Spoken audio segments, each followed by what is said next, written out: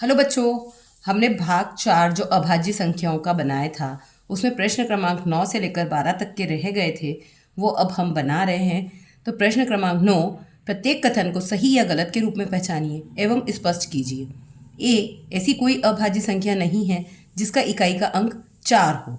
तो देखो ये बिल्कुल सही बात है, क्योंकि अगर किसी के भी इकाई का अंक 4 होगा तो वह अभाज्य संख्या नहीं होगी, उसका 2 में भाग चला जाएगा, मतलब वो भाज्य संख्या होगी। तो ये जो सेंटेंस दे रखा है ये सही है।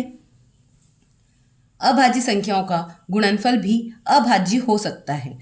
अगर दो अभाज्य संख्याओं का गुणनफल करेंगे, जैसे कि 3 और 5 का गुणा किया तो आया 15, तो 15 तो अभाज्य संख्या नहीं है, तो ये बोल रहे अभाज्य हो सकता है, मतलब गलत है।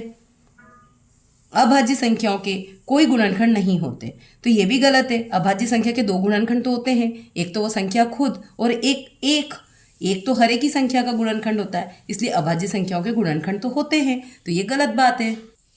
नेक्स्ट, सभी सम संख्याएं भाज्य संख्याएं होती है। तो देखो सभी सम संख्याएं तो भाज्य नहीं होती है, उनमें से एक सम संख्या जो 2 है, सबसे छोटी सम संख्या, वो तो अभाज्य है, इसलिए ये भी गलत है। ई, संख्याएं 2 तथा 3 अभाज्य है, अन्य प्रत्येक अभाज्य संख्या के लिए अगली संख्या भाज्य है।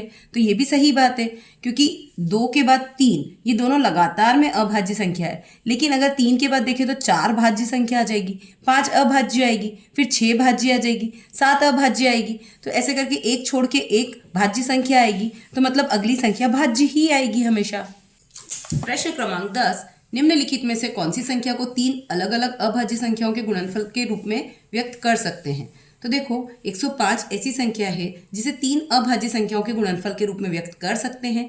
जैसे कि 105 को हम लिख सकते हैं 3 गुणित 5 गुणित 7, क्योंकि 3 भी अभाज्य है, 5 भी अभाज्य है और 7 भी अभाज्य है, तो हम 105 को लिख सकते हैं 3 गुणित 5 गुणित 7। प्रश्न क्रमांक 11, अंक 2, 4 और 5 का एक बार प्रयोग करके आप 3 अंकों की कितनी अभाज्य संख्या बना सकते हैं।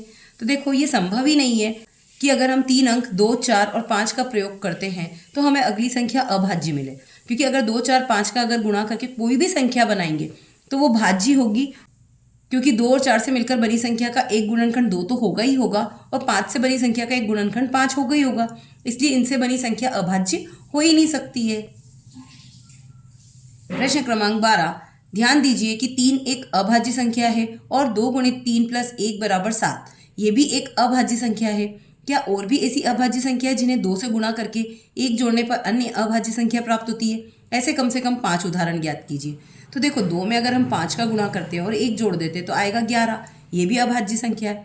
2 में 11 का गुणा करके 1 जोड़ देते तो आएगा 23, ये भी एक अभाज्य संख्या है। ऐसे ही 2 में 23 का गुणा करके 1 जोड़ेंगे तो आएगा 47, ये भी एक अभाज्य संख्या है।